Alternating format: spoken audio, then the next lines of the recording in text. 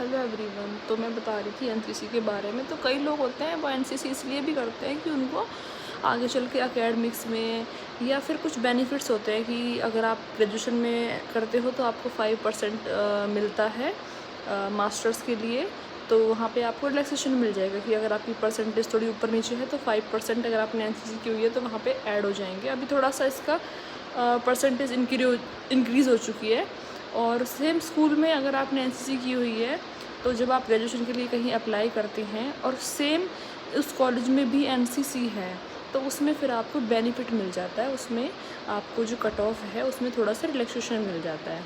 तो एनसीसी के अगर आपको करियर नहीं बनाना है, प्रोफेशन नहीं बनाना है, तो अदर जो बेनिफिट्स हैं या फिर अदर जो इससे आपको फ़ायदे मिलेंगे एनसीसी से, वो ये है कि आपको एकेडमिक्स में आपकी रिलैक्सेशन मिल जाएगा। अदरवाइज़ जिनको है कि डिफेंस में इंटरेस्ट है और अगर वो चाहते हैं कि लाइक जैसे हम डिफेंस में हमारा आर्मी, नेवी, एयरफोर्स होता है तो हमें होता है कि हमें एयरफोर्स में जाना है, नेवी में जाना है, आर्मी में जाना है, तो उसके लिए फिर आप एफकेट, सीडीएस ऐसे एग्ज़ाम देते हो। तो इन एग्ज़ाम्स में आपको रिलैक्सेशन मिलता है। दूसरा कई बार होता है कि सीडीएस और एफकेट देने के बाद हम लोग एसएसबी तक पहुंच पाते हैं। लेकिन अगर आप एनसीसी कर लेते हैं कॉलेज में तो उसमें आपको एग्ज़ाम नहीं देना पड़ता। मतलब एनसीसी की वैल्यू इतनी है कि आप सीडीएस और एफकेट के विदाउट एसएसबी के लिए अप्लाई कर सकते हो, जिसमें आपको एग्ज़ाम नहीं देना पड़ेगा, सीधा इंटरव्यू के लिए जाना पड़ेगा आपको। लेकिन वहाँ पे कुछ क्राइटेरिया होते हैं जो कि उनको एनसीसी कैडेट्स से उम्मीद होती है कि वो उन क्राइटेरियाज़ को फुलफ़िल करेगा।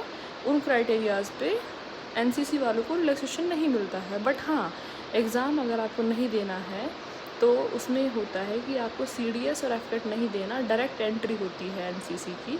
तो इसमें भी आपको फ़ायदा मिलता है कि अगर आप आर्मी में जाना चाहते हैं, मतलब ओवरऑल डिफेंस में जाना चाहते हैं तो उससे आपको छूट मिलती है। और जैसे कि आपका हरियाणा पुलिस है, दिल्ली पुलिस है, इसमें भी अगर आप जाना चाहते हैं तो वहाँ भी आपको 10%, 15% आपको एग्ज़ाम में रिलैक्सेशन मिलेगी अगर आपने एनसीसी की हुई है।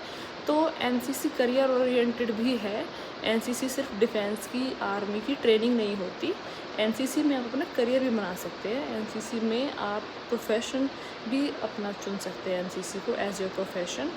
और मैं ये भी बताऊंगी कि मैंने एनसीसी की है बट मैंने एनसीसी को एज ए करियर में क्यों आगे नहीं ले जा पाई, मैं ये सब भी बताऊंगी आपको। फ़िलहाल एनसीसी के बारे में इतना बता सकती हूँ मैं आपको। Thank you.